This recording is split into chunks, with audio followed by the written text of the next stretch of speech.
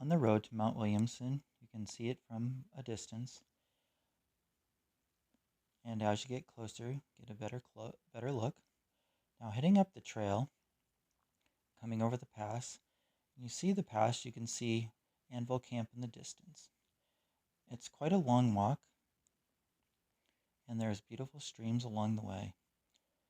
Anvil Camp is just over the ridge, and it's quite a zigzag up and down. Now we're coming up on the big washout.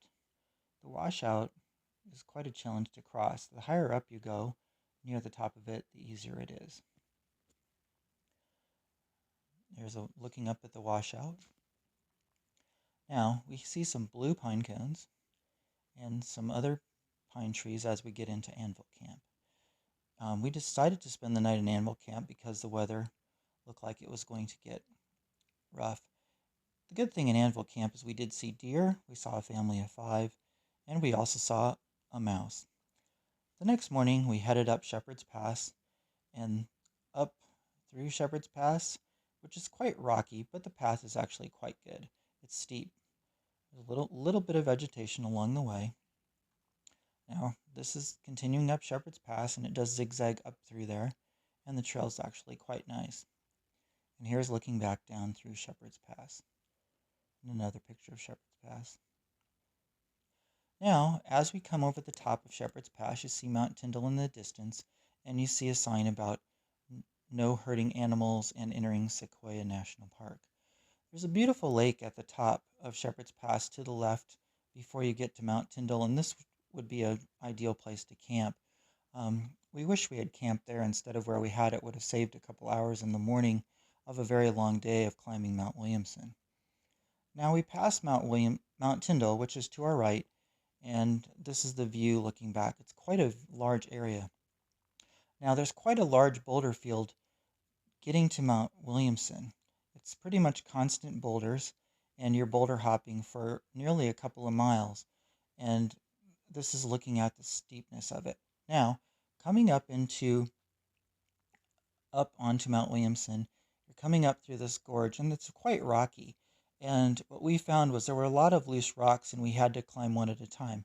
Now, this is coming up to the chute, and the chute, we had actually brought a rope, but we didn't need it when we got to the chute because it's actually quite narrow. And as we got through the top, here's what we saw, and here's the views from the top of Mount Williamson. And looking around, you can see that that's the 4th lake down there. And now we're climbing back down and you can see Mount Tyndall in the distance and the alpenglow on Mount Tyndall and some flowers along the way. And as we're coming down, you get a better and better view of Mount Tyndall, and the lake to the right was our ultimate destination for the evening. We were a little bit worried about the storm all day. That was off in the distance.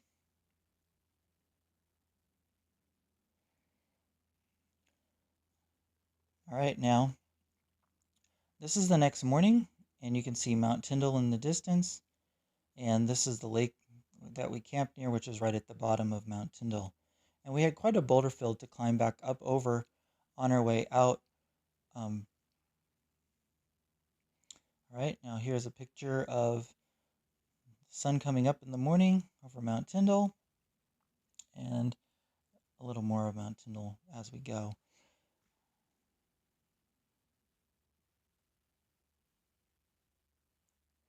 And there's looking back after we got out of the top of the boulder field, and more pictures of Mount Tyndall.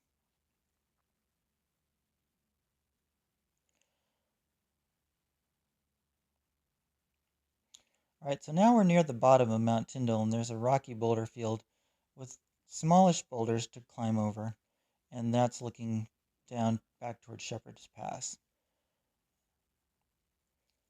So we left a lot of what was in our packs at the base of Mount Tyndall. Now, here's the rib that we are going up. Now, the trick to the rib is you have to be careful when you're on the rib to stay on it because it's very easy to cut over to the right and end up in the wrong chute. So I would highly suggest getting a very good picture of the rib and then checking in as you're going up, because from the trails that we saw, quite a few people had gone up the wrong way, or had gone up the rib and then it kind of is a Y part way up. Now, part of the reason why it's tough to tell is this is what it looks like as you're going up, and it's hard to know if you're actually on the rib. Here's looking down. Here's as we got through the top of the right chute, and here's on the back side of Tyndall looking up at the peak. Here's looking down. Now, at the top of Mount Tyndall, there's a very large boulder, and we have some pictures of that in a second. Here's looking down from the top through the large boulder. Here's the boulder at the top of the summit block. Now, climbing up to it, it's a little more than, it's probably 7 feet tall. Looking down again, and now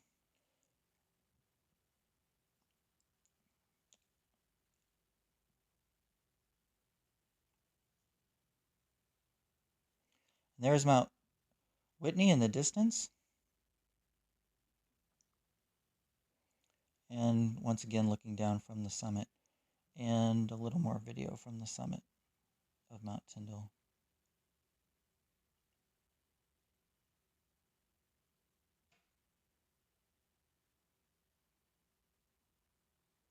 Now, as we got back to near the lake, and then here we are heading back down through Anvil Camp. Now we're below Anvil Camp and some of the vegetation along the way. And it was a very long day.